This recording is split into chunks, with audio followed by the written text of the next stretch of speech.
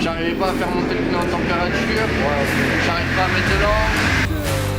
Chipolata.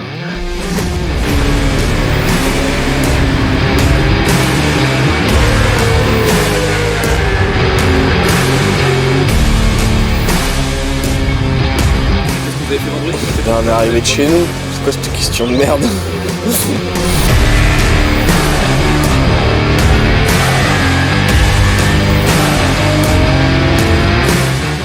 Qui est derrière.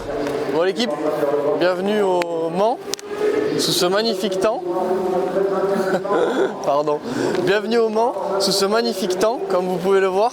On va avoir un week-end sympa. On a eu un week-end sympa, on vous fait l'intro, c'est vrai, le week-end il est passé, mais on n'avait pas le choix. Donc on a passé un plutôt bon week-end, on va vous expliquer ça dans la vidéo. Allez, à tout à l'heure.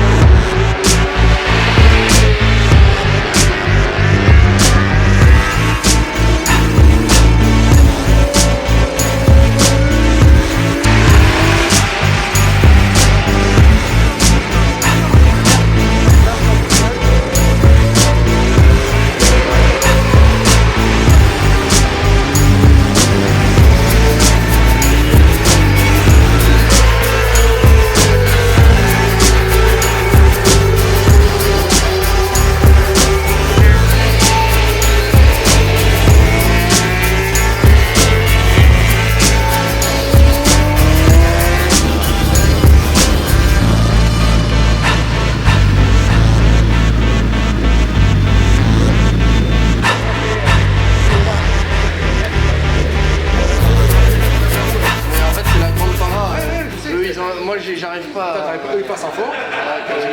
Il garde un filet alors que moi j'arrive pas à garder le point de corde. Et là pareil, quand tu ressors ici là, quand tu ressors pas là. Ça tire lentement. Tu ressors pas. Et t'étais tout seul, t'arrives. Ah mais en fait c'est que c'est pour ça que là je me suis arrêté. Parce que je comprenais pas la moto, j'étais à fond. Et ouais. Et en fait il était tellement au max, mais en fait au max, genre tu sors, tu fais ça. Ah ouais, tu t'attends. J'arrivais pas à faire monter le pneu en température, j'arrive pas à mettre de l'eau. Après ça fait bizarre. Du bien, pas mal. Ouais, ça fait du bien. Pas mal, bien. Ça fait vraiment bizarre de rouler sous la pluie. Oui, mais en plus de commencer sous la pluie, la toute première. Ça fait pas dans des bonnes conditions. 8 mois de roule. 8 mois que j'ai pas roulé 1000 sous la pluie. Allez, tiens dans ta gueule. Pas dans les bonnes conditions. Celui-là il est roulable. Ouais, les deux OZ, on les met en slick. Et la D'origine en pluie. En pluie.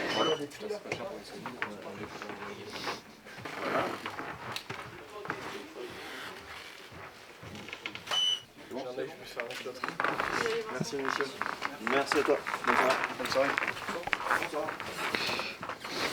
C'est le clochard qui a pas de combinaison. Putain,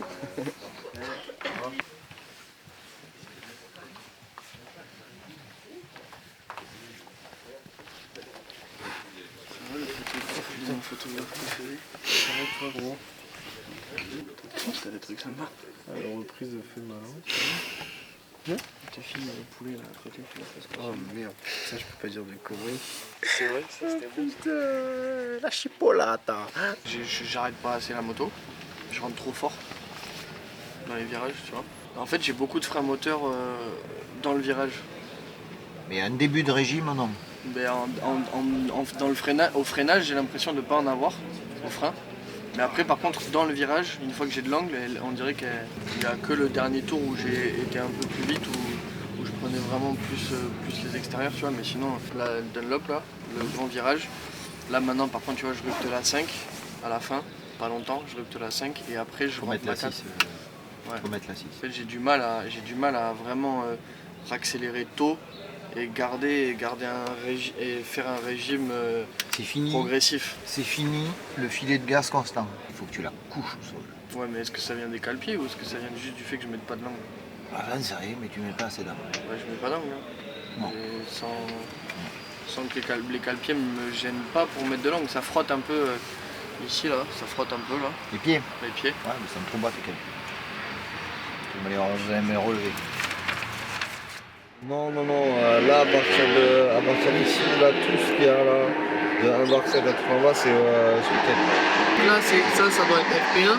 Ouais. D'accord. Ça, c'est aussi FP1. Ouais. Ça, c'est la petite que je t'ai mis. Ouais. Ça, c'est quand t'es revenu.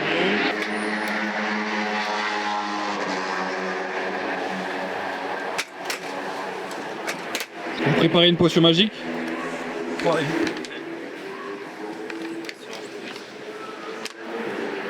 On montre pas la marque, on n'est pas sponsorisé.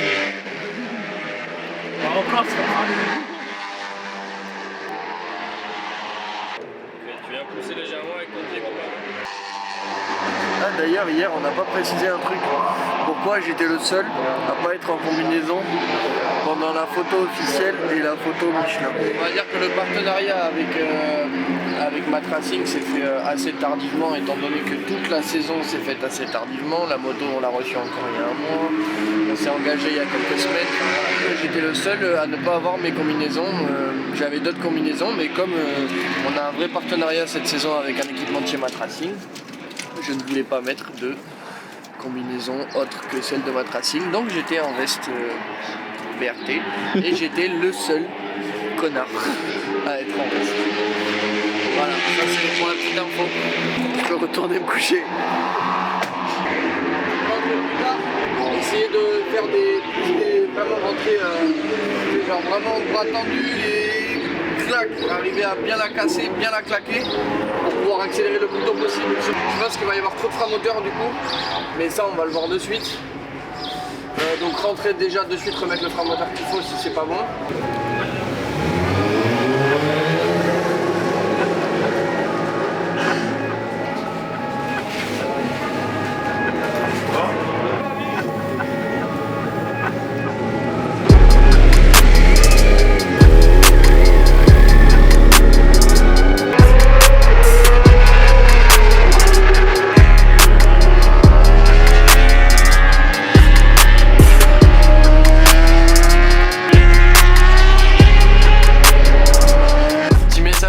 Pour quand tu verras la vidéo, depuis ce matin, personne t'a souhaité ton anniversaire. C'est pas pour te casser les couilles, c'est pour que tu aies une meilleure surprise ce midi. On va aller chercher ça et puis tu verras, tu seras content de ta surprise parce que là je suis sûr que depuis ce matin t'as les boules. Personne t'en parle à part Juju. Nous on fait genre de rien. Donc on va aller chercher la surprise avec Juju là.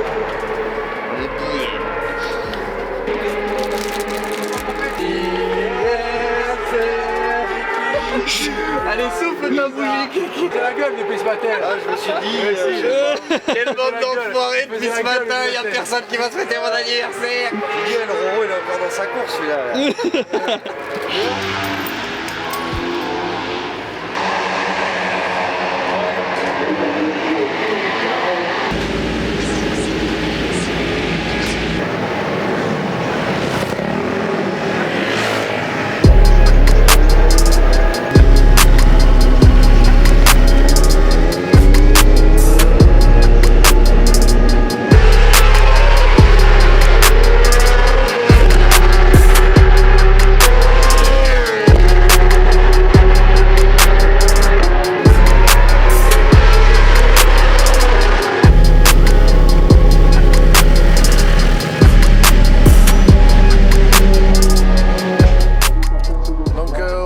Samedi on a fait les qualifications donc sous un beau temps pour le coup. Samedi matin essai libre qui donnait cette année la particularité c'est qu'il y a Q1, Q2. Donc comme en MotoGP, les 12 premiers des FP3 partent directement en Q1 et ensuite le reste se bat pour la Q2 et les 2 ou 3 premiers je crois de la Q2 peuvent aller en Q1. Donc l'idée voilà c'est ça. Nous donc on était en Q2, petit souci technique, on va dire qu'on a oublié de coller les étiquettes. Donc quand on est arrivé au bout, on m'a dit toi tu dégages. Donc bref, je suis reparti, on a perdu du temps, déjà que les qualifications font 12 minutes, du coup ça n'a pas fait beaucoup de tours, ça a fait 4 tours. 4 tours. Et en gros, je m'en suis chié 2. J'ai fait 2 tout droit. Et donc, ça m'a validé 2 tours. Et sur les 2 tours, j'ai réussi à faire en gros l'équivalent de ce que j'avais fait pendant les FP3. Tu vois. On était en 41.1, là j'ai fait 41.4. Donc avec les mêmes pneus, j'ai pas changé de pneus pour les qualifs. Je suis quand même pas en train de filmer là. Oh non. Genre, alors débriefing, tu m'as dit de. Alors là, je veux juste un débrief. Comment vous êtes arrivé, d'où et qu'est-ce que vous avez fait vendredi? On est arrivé de chez nous. C'est quoi cette question de merde? Non, je rigole. Vendredi. Putain, ouais, vendredi, il y a eu du mail en plus. Ouais. On est arrivé jeudi soir, Kéké, Arnaud, Flo et moi. Toi, tu nous as rejoint le vendredi matin. Installation de la moto pas prête du tout, étant donné qu'on l'a reçue à très peu de temps, le temps d'avoir les pièces, les machins, les stylés là. En fait, on a fait la préparation de la moto sur le tas vendredi. On a reçu les carénages, merci d'ailleurs à S2 Concept, on fait vite pour qu'on puisse les avoir le plus rapidement possible. On les a Arnaud et Kéké ont fait un taf qui pour moi est monstrueux parce que j'aurais pas été capable de le faire en aussi peu de temps et aussi bien, de collage de stickers et de préparation de la moto, de mise en place de la moto, etc. Donc non, c'est vendredi, il y avait un beau boulot de fait et l'idée, après on a fait les essais qui se sont plutôt bien déroulés, un peu sous la flotte le vendredi matin et sur du sec le vendredi après-midi et c'est de l'apprentissage pur et dur quoi.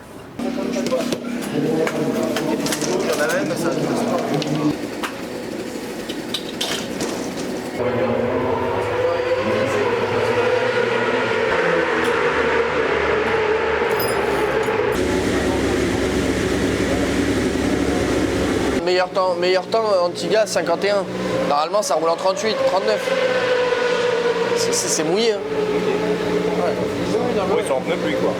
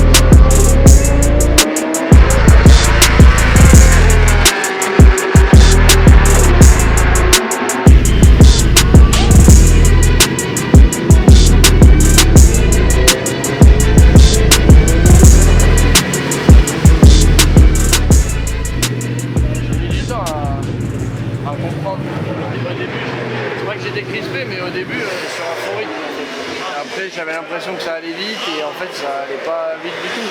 Quand ils m'ont mis un tour là, Kenny et tout, c'est là que j'ai compris qu'en fait je pouvais y aller un peu quoi, tu vois. Au début j'étais sur des œufs, j'arrivais pas à accélérer.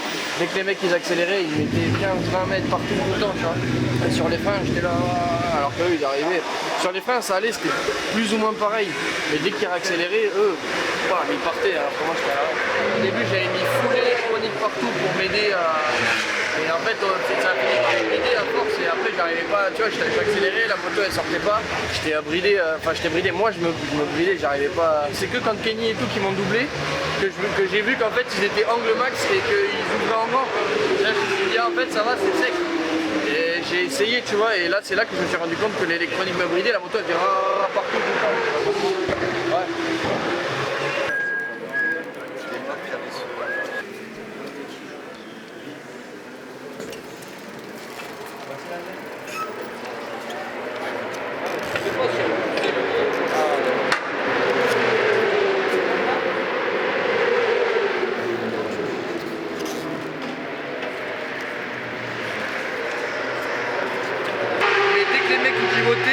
j'étais. Alors que eux, ça sortait direct, quoi, tu vois, tout le temps. Ils me mettaient, je t'ai dit, sur les. Le pire, c'est les grandes courbes, les grandes sorties. Les mecs qui accélèrent et ça va. Moi, j'étais là en train d'attendre. Je suis obligé de vachement respirer beaucoup pour arriver à m'oxygéner parce que.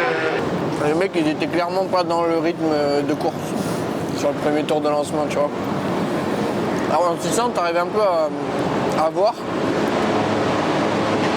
Parce que tout le monde part genre chaud. Même sur le tour de chauffe. Sauf que là, en 1000, les mecs ils préservent. Même le tour de chauffe, ils sont pas hyper rapides, tu vois, ils préservent un peu. J'ai fait le tour de chauffe. Il y en avait qui roulaient, il y en avait qui roulaient pas. Genre vraiment, des fois, je suis passé à côté des mecs qui étaient comme ça à l'arrêt. Bon, je me suis dit, mais ils font quoi?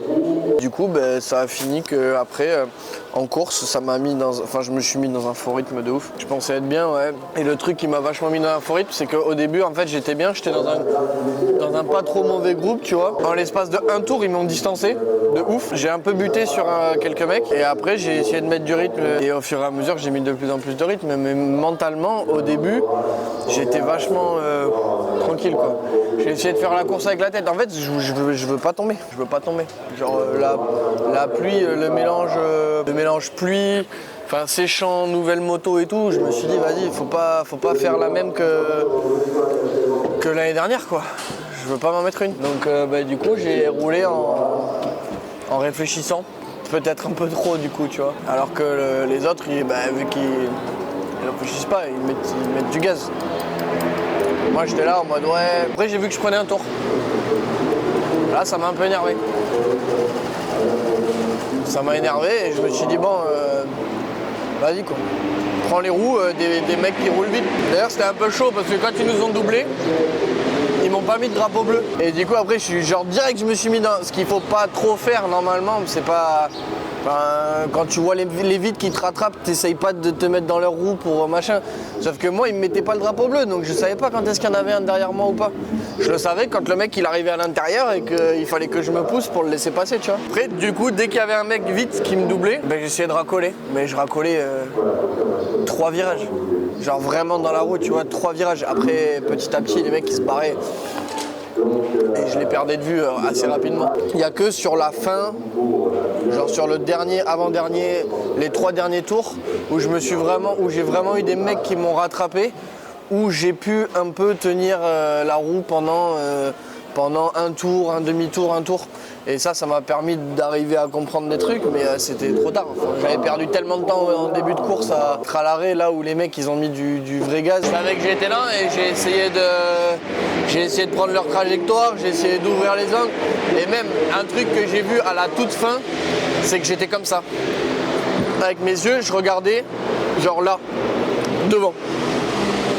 Et ça crispe. Quand tu roules et que tu regardes genre 10 mètres devant toi, tu roules avec une avance de 10 mètres. Alors qu'à un moment donné, j'ai fait ça, dans un virage, j'ai fait ça. Et là, de suite, genre, il y a tout qui s'est ouvert, tu vois, sur la piste. Et là, j'ai dit, ah ouais, putain, je suis vraiment genre en mode... je suis vraiment comme ça et genre, je regarde ma roue, tu vois. Et puis dès que j'ai ouvert, après, c'est devenu beaucoup plus fluide. Mais il a fallu que je me force à tourner la tête, à regarder loin, à regarder mes sorties de virage. Et ça, c'est pas venu instinctivement, tu vois.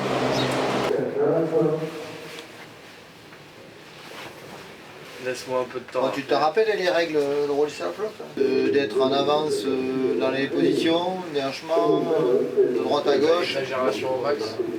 Il faut anticiper, il faut bouger à mort sur la moto. Garder toujours un filet de gaz. Toujours garder parce que le frein moteur, tu mets ton genou déhanché comme un cafard, un peu, mais c'est comme ça. Et tu gardes ton filet. Et après, c'est de te positionner bien pour les accès. Il faut bien tirer les axelles pour faire chauffer.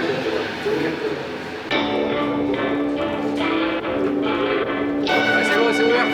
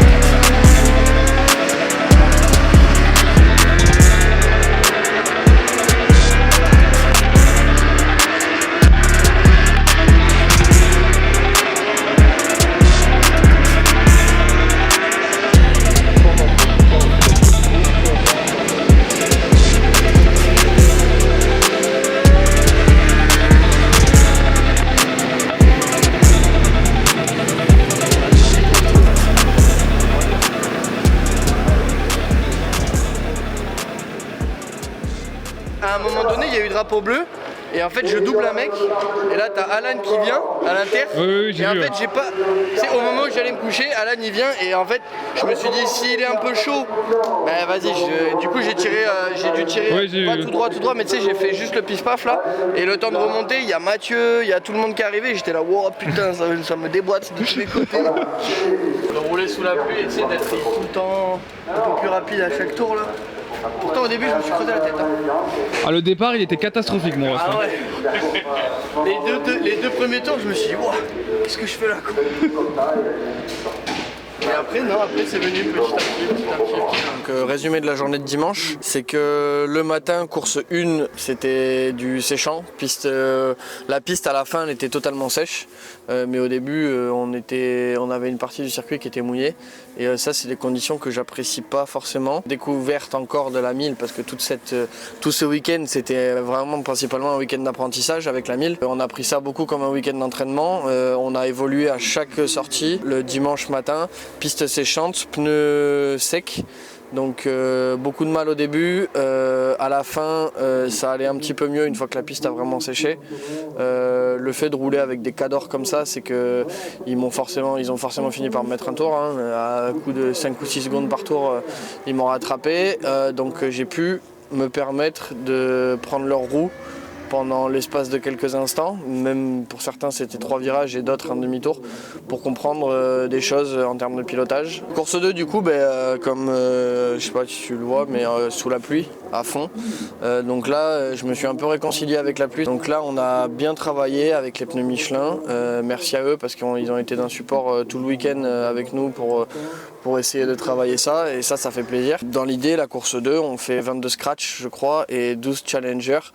Donc première partie de course compliquée pour arriver à se mettre dedans, mais par contre deuxième partie de course vraiment hyper content, des chronos en 58 sous la pluie. Alors je sais ça peut pas paraître forcément très rapide, moi ça me fait du bien parce que ça m'a permis vraiment de me réconcilier avec la pluie et voilà. Donc je remercie vraiment toute l'équipe, que ce soit Juju derrière la caméra, que ce soit Arnaud pour tout le travail qu'il a fourni toute la saison, que ce soit Flo et que ce soit Keke qui ont été là pendant tout le week-end, qui n'ont pas chômé, qui se sont arrachés tout le week-end. Tout le monde s'est arraché vraiment pour que ce week-end il se passe super bien.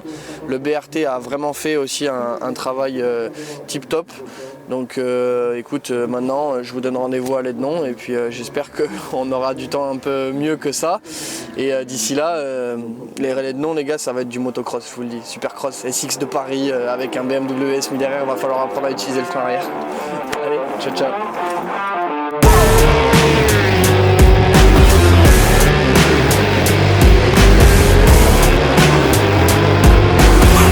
Il y avait trop d'eau mais pas assez de Ricard, ils ont dit.